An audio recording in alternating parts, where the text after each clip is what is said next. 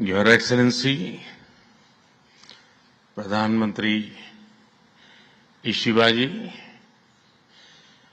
भारत और जापान के business leaders, देवी और सज्जनों,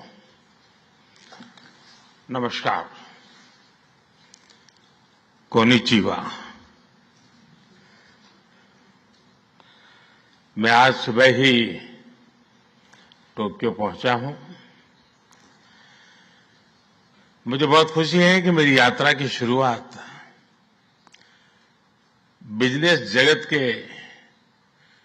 दिग्गजों के साथ हो रही है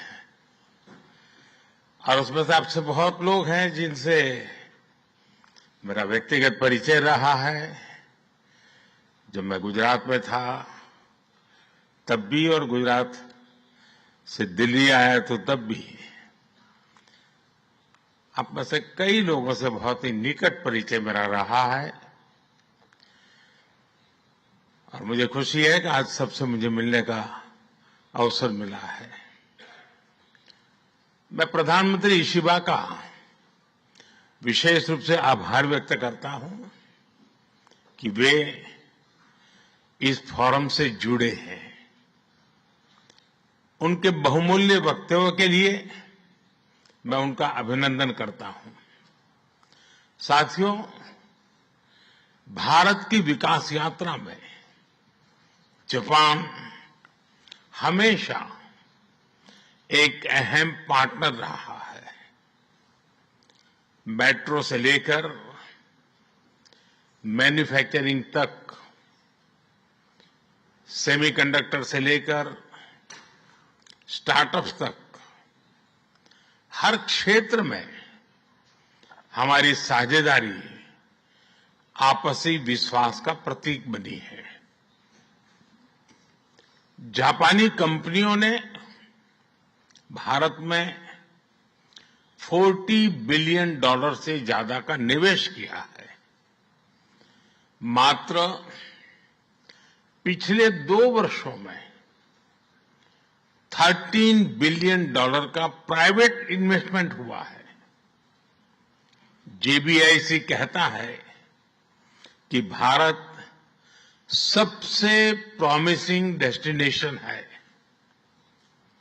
जेट्रो बताता है कि 80% कंपनियां भारत में एक्सपांड करना चाहती है और 75% ऑलरेडी मुनाफे में है। यानी in India capital does not just grow, it multiplies. साथियों, पिछले 11 वर्षों में भारत के अभूतपूर्व ट्रांसफॉर्मेशन से आप सब भली भांति परिचित है। आज भारत में पॉलिटिकल स्टेबिलिटी है, इकोनॉमिक स्टेबिलिटी है, पॉलिसी में पारदर्शिता है, प्रिडिक्टिबिलिटी है। आज भारत विश्व की सबसे तेज ग्रो करने वाली मेजर इकोनॉमी है और बहुत जल्द विश्व की तीसरी सबसे बड़ी इकोनॉमी बनने जा रहा है। वैश्विक ग्रोथ में भारत 18% योगदान दे रहा है। भारत की कैपिटल मार्केट्स में अच्छे रिटर्न्स मिल रहे हैं। एक मजबूत बैंकिंग सेक्टर भी है। लो इन्फ्लेशन और लो इंटरेस्ट रेट्स, करीब $700 बिलियन के फॉरेक्स रिजर्व है। साथियों, इस बदलाव के पीछे हमारी रिफॉर्म, परफॉर्म और ट्रांसफॉर्म की अप्रोच है। 2017 में हमने वन नेशन वन टैक्स की शुरुआत की थी। अब इसमें नए और बड़े रिफॉर्म लाने पर काम चल रहा है। कुछ हफ्ते पहले हमारी संसद ने नए और सिंप्लीफाइड इनकम टैक्स कोड को भी मंजूरी दी है।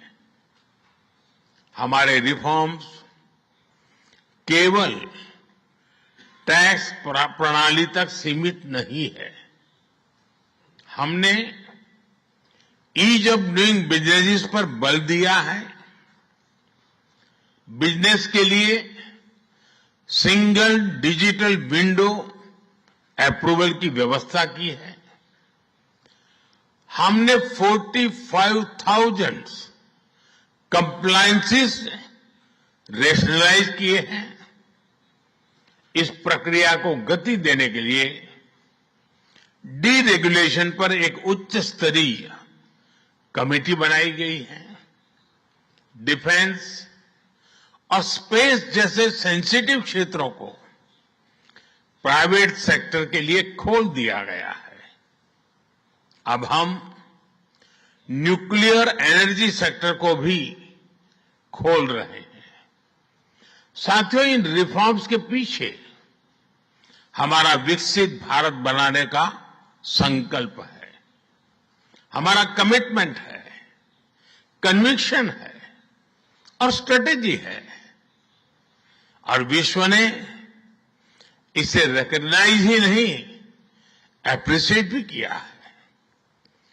S&P ग्लोबल ने 2 दशक बाद भारत के क्रेडिट रेटिंग अपग्रेड किए हैं। The world is not just watching India, it is counting on India.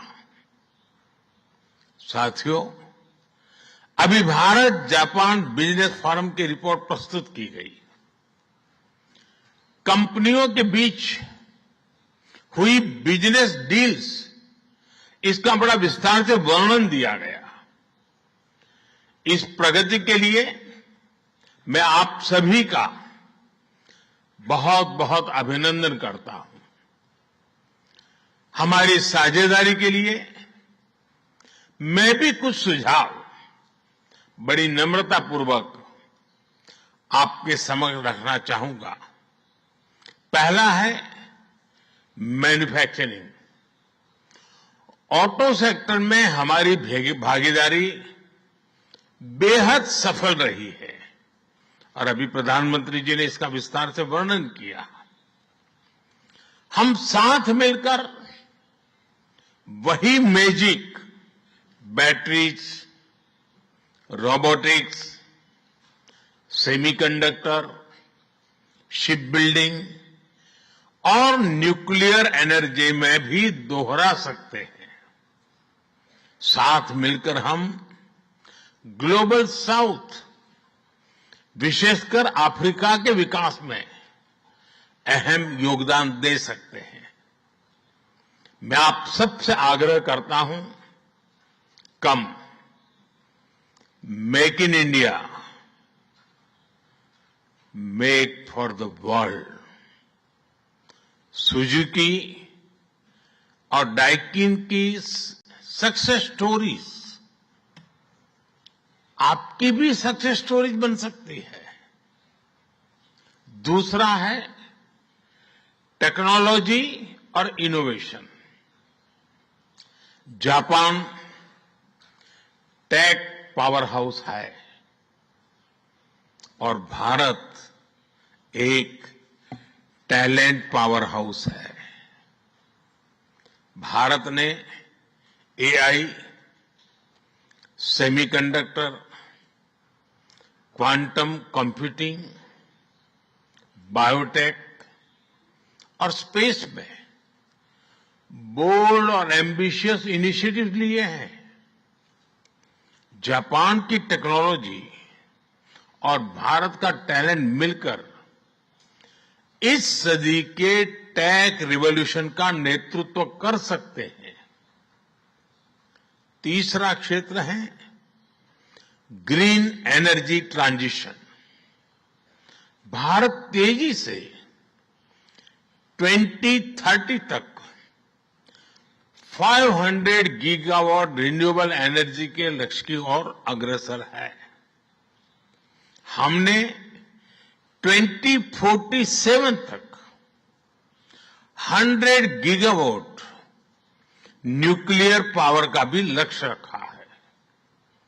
Solar cells हो या फिर ग्रीन हाइड्रोजन, साझेदारी की अपार संभावनाएं हैं। भारत और जापान के बीच जॉइंट क्रेडिट मैकेनिज्म पर समझौता हुआ है। इसका लाभ उठाकर क्लीन और ग्रीन फ्यूचर के निर्माण में सहयोग किया जा सकता है। चौथा है नेक्स्ट जेन इंफ्रास्ट्रक्चर। पिछले एक दशक में भारत ने नेक्स्ट जनरेशन मोबिलिटी और लॉजिस्टिक इंफ्रास्ट्रक्चर में अभूतपूर्व प्रगति की है। हमारे पोर्ट्स की क्षमता दोगुनी हो गई है। 160 से ऊपर एयरपोर्ट्स हैं। 1000 किलोमीटर लंबी मेट्रो लाइन बनी है। जापान के सहयोग से मुंबई और अहमदाबाद हाई स्पीड रेल पर काम चल रहा है। लेकिन हमारी यात्रा यहीं नहीं रुकती। Japan's excellence and India scale can create a perfect partnership. पांचवा है स्किल डेवलपमेंट और people to people ties. Bharat का स्किल्ड युवा टैलेंट वैश्विक जरूरतें पूरी करने की क्षमता रखता है। इसका लाभ जापान भी उठा सकता है। आप भारतीय टैलेंट को जापानी भाषा और सॉफ्ट स्किल्स में ट्रेनिंग दें और मिलकर एक जापान रेडी वर्कफोर्स तैयार करिए। A shared workforce will lead to shared prosperity। साथियों, अंत में मैं यही कहना चाहूंगा, India and Japan's partnership is strategic and smart, powered by economic logic. We have turned shared interest into shared prosperity. India is the springboard for Japanese businesses to the global south. Together, we will shape the ASEAN century, Asian century for stability, growth and prosperity।